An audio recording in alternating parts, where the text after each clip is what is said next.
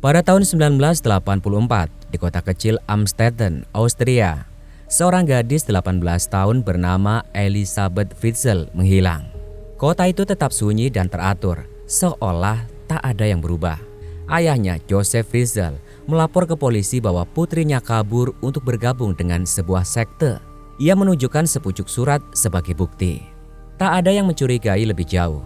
Tidak ada yang tahu bahwa Elisabeth tidak pernah benar-benar pergi. Ia dikurung.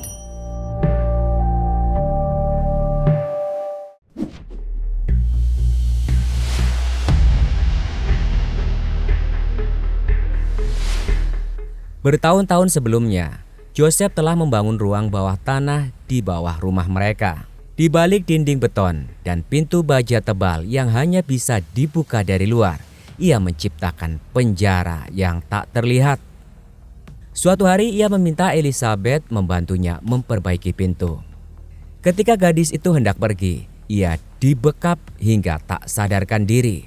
Saat terbangun, hidupnya telah direnggut. Sejak hari itu, dunia Elisabeth menyusut menjadi ruang sempit tanpa jendela, tanpa matahari, tanpa langit, tanpa kebebasan.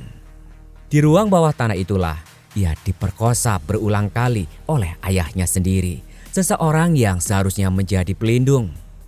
Elisabeth melahirkan 7 anak di dalam ruang beton. Bayi-bayi yang seharusnya lahir di ruang bersih dan hangat, justru membuka mata pertama mereka di bawah lampu redup dan udara pengap. 3 anak tumbuh bersamanya di bawah tanah, tak pernah melihat dunia luar. Mereka tak tahu seperti apa matahari, tak pernah berlari di taman, tak pernah merasakan hujan di kulit mereka. 3 anak lainnya diambil Joseph dan dibesarkan di lantai atas bersama istrinya, Rosemary. Kepada dunia, ia bercerita bahwa Elisabeth bergabung dengan sekte dan mengirim bayi-bayi untuk diasuh. Elisabeth dipaksa menulis surat untuk mendukung kebohongan itu. Satu bayi, Michael, lahir lemah pada tahun 1996. Tanpa perawatan medis, ia meninggal tak lama setelah lahir. Joseph mengatur segalanya dengan kejam. Jika marah, ia mematikan listrik, meninggalkan mereka dalam gelap total selama berhari-hari. Ia mengancam akan menyetrum mereka jika mencoba kabur. Beberapa kali Elisabeth mencoba melarikan diri.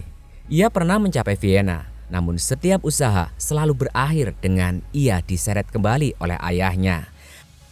24 tahun berlalu, anak-anak tumbuh dewasa dalam ruang bawah tanah. Waktu berjalan, tetapi hidup mereka terasa berhenti.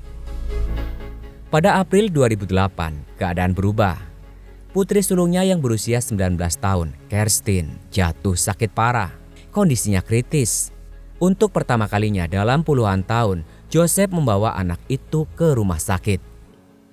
Dokter-dokter merasa ada yang tidak beres. Riwayat medis kosong, kondisi tubuh yang tak biasa. Pihak berwenang meminta agar Ibu Kerstin muncul untuk memberi informasi demi menyelamatkan nyawanya. Permintaan itu disiarkan di televisi. Di ruang bawah tanah, Elisabeth menontonnya. Ia memohon kepada ayahnya untuk diizinkan keluar demi anaknya.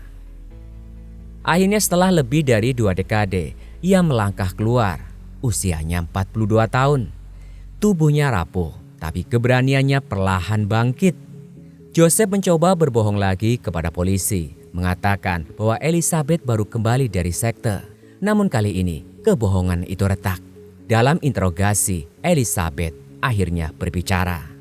Ia menceritakan tentang pintu baja, tentang malam-malam tanpa cahaya, tentang anak-anak yang lahir dalam kurungan. Kata-katanya membuka kengerian yang selama ini tersembunyi di bawah rumah yang tampak biasa. Pada tahun 2009, Joseph Fritzl dijatuhi hukuman penjara seumur hidup atas pemerkosaan, insest, perbudakan, dan pembunuhan bayi karena kelalaian. Vonis itu menjadi akhir bagi kebebasannya, tetapi bagi Elisabeth, kebebasan baru saja dimulai. Ia dan anak-anaknya akhirnya melihat matahari tanpa rasa takut. Namun luka 24 tahun tak hilang begitu saja. Kisah ini bukan hanya tentang kejahatan yang tak terbayangkan, tetapi tentang seorang perempuan yang bertahan hidup di tengah kegelapan paling pekat.